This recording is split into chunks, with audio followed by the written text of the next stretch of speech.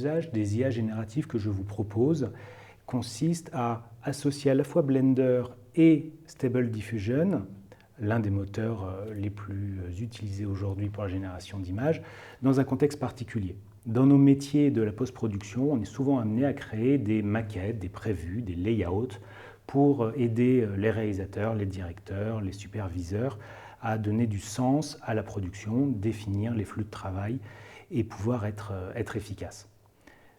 Ce que je vous propose, c'est de voir comment être efficace et rapide grâce à ces outils. Voici le résultat auquel on peut obtenir. Encore une fois, on est très loin d'une image finale. Il s'agit d'un premier élément d'inspiration éventuellement ou de validation de la part d'une production. L'aspect intéressant, c'est qu'on va pouvoir obtenir ce genre de résultat en, à mon avis, moins de 30 minutes. Pour cela, on va devoir d'abord générer notre image. On a un cahier des charges, on va utiliser Stable Diffusion pour se rapprocher de ce cahier des charges. Dans le cas présent, j'utilise l'interface automatique 1111, le checkpoint Wildcard XL Turbo, qui a un très bon ratio efficacité-temps. Petite chose à faire attention, ces checkpoints nécessitent des paramétrages précis au niveau de la taille, au niveau de tous les paramétrages que vous pouvez retrouver en ligne, entre autres sur CVTAI, sur la page du checkpoint. La plupart du temps, les développeurs ont eu la gentillesse de vous donner ces différentes informations. Le cahier des charges qui correspond à l'image que vous avez vue tout à l'heure, je vais faire un copier-coller de mon texte ici, vous voyez, c'est très bref. Portrait of a flying egg-like robot, front facing the camera, white background. C'est-à-dire le portrait d'un robot à forme d'œuf, volant, qui fait face à la caméra. Alors pourquoi face à la caméra? C'est pour qu'on n'ait pas de parallaxe et que ce soit beaucoup plus facile derrière pour la modélisation. Et white background, même chose, pour pouvoir extraire notre personnage et avoir un fond neutre. Il nous reste à lancer notre génération d'images.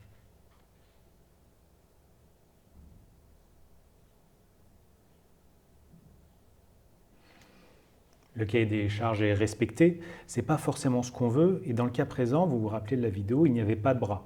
La raison pour laquelle il n'y avait pas de bras, c'est parce que ces bras vont être un peu plus compliqués à modéliser.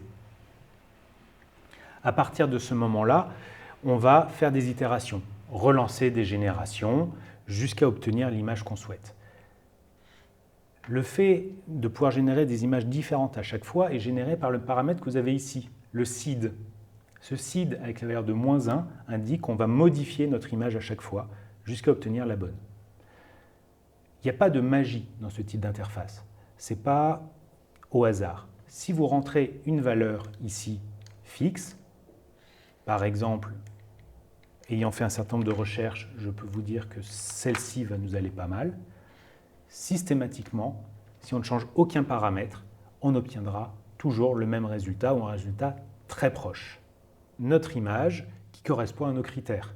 Le portrait de notre robot œuf volant avec un fond neutre. C'est largement suffisant pour ce qu'on veut faire et l'image qu'on veut générer sera suffisante pour que notre réalisateur ou notre production puisse nous valider le fait de se lancer réellement dans la réalisation du plan. On va donc maintenant passer à l'extraction d'une carte de profondeur. Cette carte de profondeur, à savoir une image en noir et blanc, en dégradé de gris plutôt, qui va nous permettre de savoir ce qui est plus près et plus loin, est l'élément qu'on va intégrer dans Blender pour nous faciliter la vie. Pour générer cette carte de profondeur, on va utiliser une extension dans Stable Diffusion qui s'appelle le Control Net. Vous l'avez ici. Si je déplie mon interface, alors il ne faut pas oublier de l'activer, c'est un grand classique, on rentre dedans et on ne l'active pas, je peux venir déposer une image. Et l'image qu'on veut déposer, eh bien, c'est elle-même. On va pouvoir venir cliquer sur le petit bouton ici en haut à droite pour enregistrer notre image.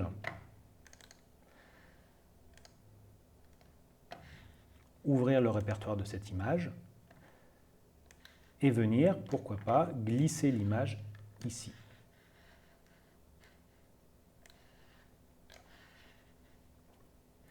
À partir de ce moment-là, le process de Stable Diffusion va être je crée ma première image, j'utilise celle-ci pour générer une carte de profondeur qui va apparaître ici.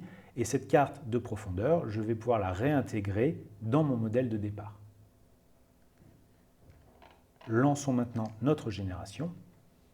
Vous allez voir, ça va être un petit peu plus long. Il y a donc cette phase supplémentaire à la fois de génération de carte de profondeur et d'application de cette carte de profondeur. Voilà. Il y a une petite nuance dans notre robot, forcément, puisqu'on lui a donné une information supplémentaire. Cela dit, il va respecter maintenant systématiquement la carte de profondeur que vous avez ici. On peut peut-être garder cette image-ci aussi, pourquoi pas, elle sera tout aussi valide que la première. Donc de nouveau, on clique sur ce petit bouton, on enregistre. Mais surtout, le plus important, on doit enregistrer la carte de profondeur en elle-même. On peut se rendre maintenant dans notre logiciel de 3D préféré, Blender, importer un plan, majuscule A, plane, je appuie sur 7 pour passer dans la vue de dessus. On va passer en mode Edit avec Tab pour augmenter les subdivisions. On a besoin d'une image beaucoup plus dense en termes de pixels. Un clic droit, Subdivide. On appuie sur F9 pour faire apparaître le Last Action Operator. Et on va rentrer à la valeur de 100. Pourquoi 100? Tout simplement, c'est la valeur maximum. Cela dit, c'est encore un tout petit peu de just au niveau de notre densité, mais rien ne nous empêche de recommencer. Clic droit, Subdivide. Maintenant, la densité de notre objet va être sans doute suffisante. J'appuie sur Tab pour sortir du mode Edit. Et on va s'occuper maintenant de lui appliquer des modifications, donc des modifieurs. On va se rendre ici dans la page des modifieurs. Majuscule A pour ouvrir le menu des modifieurs. Et celui qu'on cherche, c'est un Displace.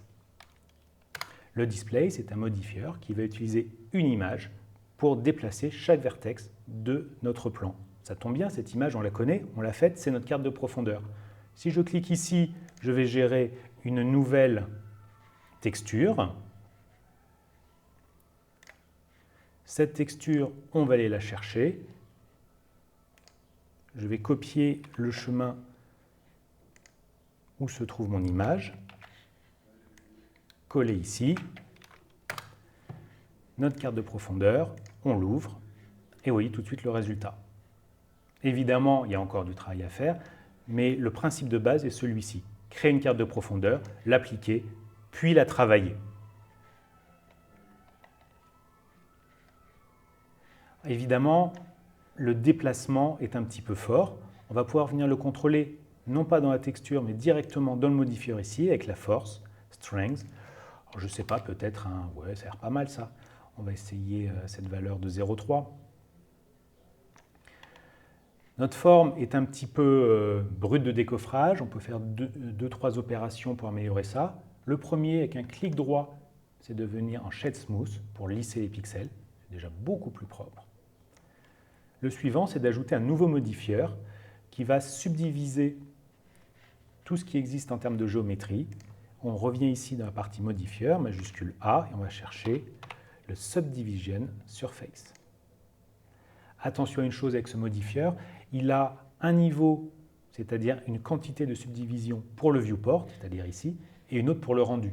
Pensez bien à mettre le même dans les deux, sinon vous n'aurez pas forcément le même résultat dans la preview et dans le rendu final. Je vous montre le avant-après. Alors, on a quand même bien lissé les choses. Maintenant, on peut appliquer notre texture directement dessus. Pour ça, on va aller dans la page de Shading. Ici, on va créer un nouveau shader, appelons-le robot. Et on va venir glisser l'image que l'on a générée tout à l'heure. Dans Blender, un glisser-déplacer vous permet de générer à la fois le node et d'intégrer l'image. On va connecter la couleur à la base color et vous avez votre robot sur cet aplat.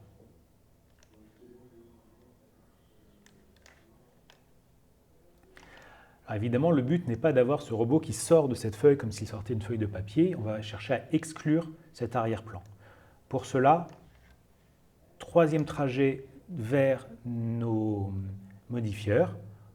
On va rajouter un nouveau modifieur, majuscule A. Cette fois-ci, on va faire un mirror. Alors, cet aspect un peu bizarre vient du fait qu'on a aujourd'hui un mirror sous l'axe des X. vous avez en haut le petit gizmo qui vous donne les différents axes. Ce qui nous intéresse, c'est d'avoir un miroir qui vienne vers le dessous. Le dessous, vous voyez ici, c'est l'axe des Z. Donc on va désactiver le X, activer le Z. Vous allez me dire, c'est bien, mais c'est l'effet inverse. Pas tout à fait. Si j'utilise la fonction de bisectrice ici, je vais pouvoir me passer du fond. Et officiellement, nous avons notre robot. On peut revenir dans la page Layout, activer ici la vue en mode de prévu, peut-être faire une rotation, RX90 pour que notre robot soit dans le bon axe, GZ, donc G pour le déplacement, Z pour le contraindre dans l'axe des Z, et on va le monter un petit peu. Puis histoire de donner un tout petit peu de contexte, majuscule A, on va créer une nouvelle géométrie, un nouveau plane, et S peut-être 10 pour créer un plan sur lequel repose notre robot. Nous avons donc maintenant un robot dans un univers 3D. On peut aller un tout petit peu plus loin. Le tout petit peu plus loin, c'est améliorer le shading. Pour améliorer ce shading, on va devoir passer par un autre logiciel extérieur qui va nous créer des maps supplémentaires. Il en existe un certain nombre. Du plus professionnel, comme Substance Painter, qui aujourd'hui est le standard de l'industrie quand on parle de texture, à des logiciels libres et gratuits, certains ayant d'ailleurs une certaine ancienneté, puisque celui-ci date de nombreuses années, n'a pas été mis à jour, et pourtant fonctionne très bien. Il s'appelle Materialize, vous pouvez le trouver sur Internet très facilement. Son principe, on va venir chercher ici notre image, la diffuse, c'est donc l'image RGB, on va l'ouvrir. On va aller chercher l'endroit où se trouve notre image. Comme tout à l'heure, je vais aller Past Directory ici, j'ai mes images, et on va venir chercher l'image en elle-même. Dans notre cas, c'était la deuxième, qui s'appelle donc Image entre parenthèses 1, et on la sélectionne. Notre image est chargée ici, et ce que va permettre ce logiciel, c'est de créer les différents types de maps pour, en règle générale, des images qu'on appelle PBR, c'est-à-dire réalistes. Dans notre cas, juste extraire une map de hauteur et de normale pour pouvoir y travailler. En réalité, la map de hauteur nous permettra juste de travailler notre map de normale. Si je clique ici sur Créer, il va générer automatiquement notre map de height, c'est-à-dire une gestion de la hauteur. C'est aussi une carte de profondeur de champ en réalité. Une fois qu'elle est créée, vous voyez que j'ai d'autres options qui apparaissent ici, entre autres celle de créer une map de normale. Je clique ici, j'ai ma carte de normale. Il ne nous reste plus qu'à l'enregistrer. Je la valide et on l'enregistre, appelons-la normale.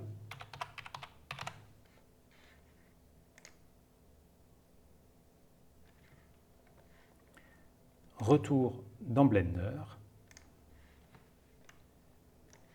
Allons de nouveau dans la partie de shading et on va chercher à peaufiner notre image. Pour le moment, on a juste projeté l'image en elle-même via un Principal BSDF Shader sur l'image. On peut venir chercher, par exemple, notre image normale. Alors, la normale, elle va nous servir à imiter la profondeur qu'aurait l'objet. C'est une façon de tricher. Il n'y aura pas de réel déplacement, mais la lumière va interagir comme s'il y avait des trous et des bosses, en quelque sorte, et donner un peu plus de réalisme à notre objet. Pour ce faire, on a besoin d'un node intermédiaire qui s'appelle une map de normal map. On va venir relier ici donc notre normal à cette map. Chose importante, venir au niveau du color space et choisir non-color. Tout ce qui est passe utilitaire, alors ce terme barbare veut dire des images qui ne servent pas à être vues, mais qui servent à contrôler quelque chose, doivent être en non-color. Donc, normal map, la normal map ici dans la normale.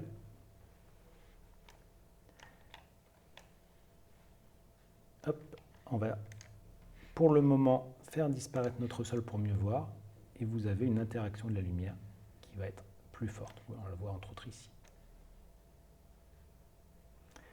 Extra.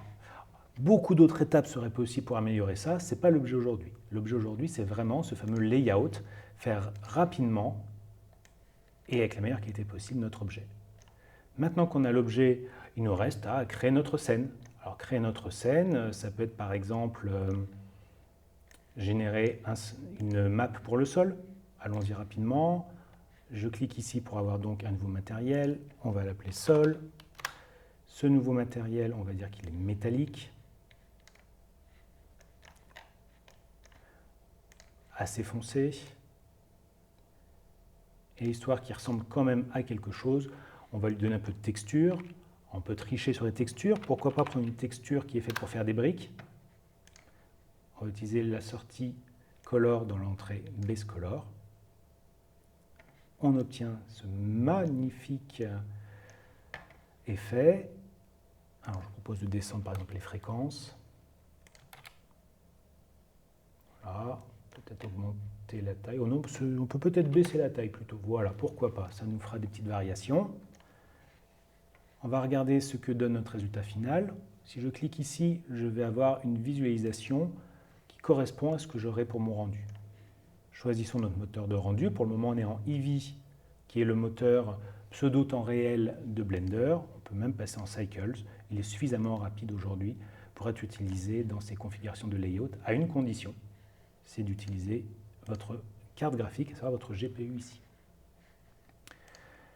On va donner un petit peu plus de finesse au niveau de la lumière. Je vous propose de couper la lumière globale de la scène. On vient ici, donc dans l'interface du monde et dans la force, on va venir à 0. Et on va créer une lumière, majuscule A, Light, Area Light, GZ pour monter notre lumière et la contraindre, Scale, donc S pour l'agrandir.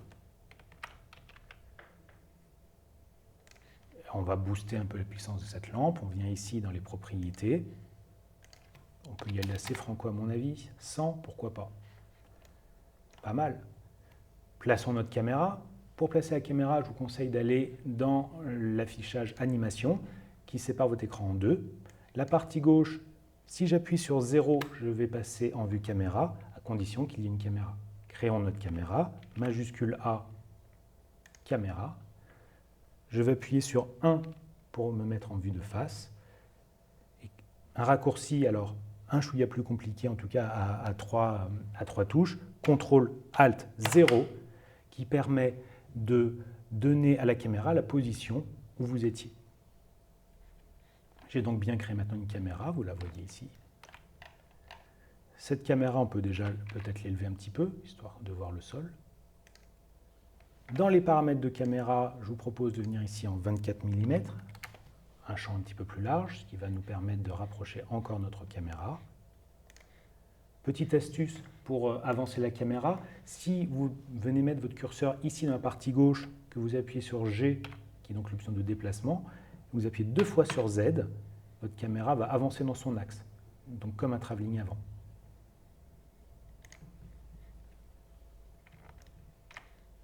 Et donc maintenant, retournons dans notre mode de rendu ici. C'est déjà pas mal. Alors maintenant qu'on voit ça, on peut peut-être encore se rapprocher. GZZ. Et voilà notre premier robot. Si on veut maintenant multiplier notre robot, qu'à ça ne tienne, on sélectionne le robot. Majuscule D pour faire une déduplication. Peut-être un ici. Pourquoi pas un ici? On peut peut-être prendre ces deux-là. Donc majuscule pour sélectionner les deux, G pour les déplacer, on va les mettre un peu plus loin. Puis un petit dernier de l'autre côté. Voilà. On est en 3D, ça serait dommage de ne pas utiliser une animation quand même. On va rapidement créer ce petit mouvement de sustentation, l'impression qu'il est en lévitation.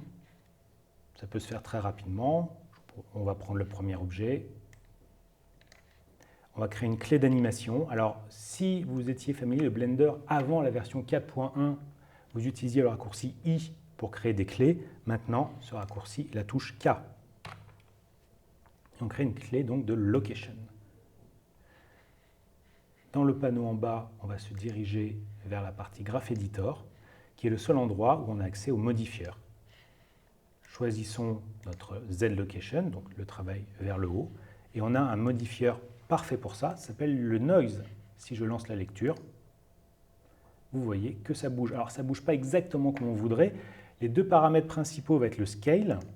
Si je passe à point 1, vous voyez que ce scale se rétrécit. Si au contraire je l'étire, vous voyez que ce scale s'étend, donc devient plus souple, et on peut le passer à mon avis à 20 sans problème. C'est même encore peu. 50. Voilà, le rythme est pas mal. Allez, 30, juste milieu. Ensuite, il y a la force. La force va définir l'amplitude de notre mouvement qui est là aussi beaucoup trop fort. Point 1 me semble correct. On a un petit mouvement. Parfait. J'appuie sur espace pour arrêter la lecture. Et on a ce petit bouton magique ici qui nous permet de copier ce modifieur et on va pouvoir le appliquer très rapidement sur les autres éléments.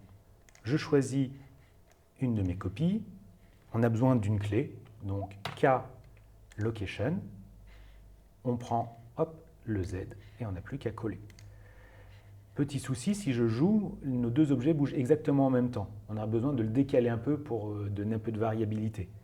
On a un paramètre pour ça, c'est l'offset. Une valeur dans cet offset nous permet de décaler la courbe et donc de ne plus avoir cette symétrie. Et c'est tout bon. Passons au troisième. K location. On choisit le Z, on applique, on modifie l'offset. Petit dernier pour la route. K location. On prend le Z, on colle, on modifie l'offset. Si je joue, chaque objet a son mouvement indépendant. Pas mal du tout. Faisons un petit travail sur la caméra maintenant, par exemple. Deux choses. Encore une fois, on est en 3D, utilisons les paramètres de la 3D. Un peu de profondeur de champ. La profondeur de champ se fait de façon assez rapide et efficace dans Blender à travers le panneau ici des propriétés de la caméra. Vous avez cette partie ici, Depth of Field. On va pouvoir venir choisir un objet qui va être le point de notre caméra. Notre robot principal semble parfaitement adapté. On active l'option bien sûr. Et plus vous allez descendre ce paramètre, le f-stop, plus vous allez créer de flou devant et de flou derrière. Si je descends à l'extrême à 0.1, vous voyez que mon objet devant est parfaitement au point, l'arrière est complètement flou, c'est peut-être un peu beaucoup. 0.25 ou 0.3 peut-être pour commencer. Un peu d'animation maintenant. Notre caméra, on va chercher à la faire tourner autour de notre objet principal. On va passer ici en vue de dessus. Et on va utiliser une contrainte. La contrainte, ça va être de dire à notre caméra, je veux que tu regardes systématiquement notre robot principal. On a un menu ici de contraintes. Avec la caméra sélectionnée, je vais choisir la contrainte Track To. Et je veux encore une fois que l'objet soit, comme ça, que l'objet choisi soit ce premier robot. Si je prends ma caméra, j'appuie sur G pour la déplacer, vous voyez que où qu'elle soit, elle va regarder notre robot. Ça va nous faciliter le boulot. On peut retourner ici dans la vue en timeline. Je vous propose une animation de 100 images. Pour ça, on va mettre le end ici à 100. À l'image 0, notre caméra, peut-être, on peut venir la mettre ici. K pour créer une clé de location. À l'image 100, on peut la déplacer, je ne sais pas, quelque chose comme ça, pourquoi pas. Voilà. K location. Et on a créé notre mouvement de caméra.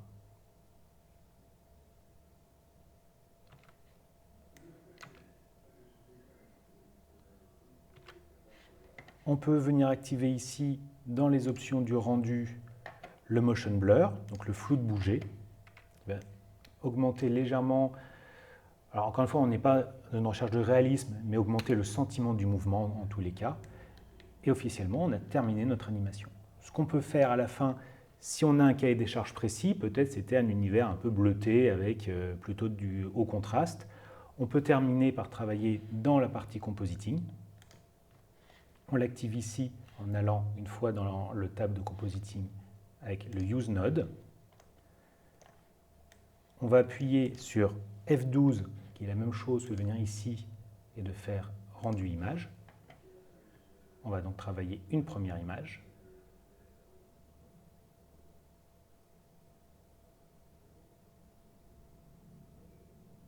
Voilà.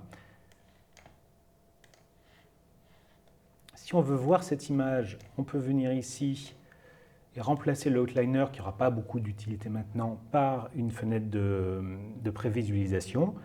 Si j'appuie sur majuscule F10, je passe dans la sélection des images. Et si je viens ici chercher le render result, je vais obtenir l'image qu'on vient de générer. Alors le principe du compositing, c'est de partir de notre image en 2D, celle qu'on a rendue, et de rajouter des effets qui peuvent être en 2D ou qui peuvent utiliser les informations de la 3D. Là, dans le cas précis, on va déjà faire quelque chose en 2D qui est de la colorimétrie. Pour ça, on a le color balance. Je peux venir l'insérer ici. On parlait d'un univers un peu bleu, hop, venons le bleuter. On a parlé de quelque chose de plus high-key, comme on dit, contrasté. Donc on va venir ici, hop, augmenter nos hautes lumières. Et on peut venir peut-être donner un petit effet stylisé. Je vous propose un autre node qui s'appelle le node de distort, de lens distortion. On va venir le mettre ici. Ce que va faire le paramètre de dispersion, vous allez voir, c'est un peu trop fort, c'est créer ces aberrations chromatiques. Si je descends la valeur à 0.1, on a quelque chose de tout à fait correct. Relançons notre rendu.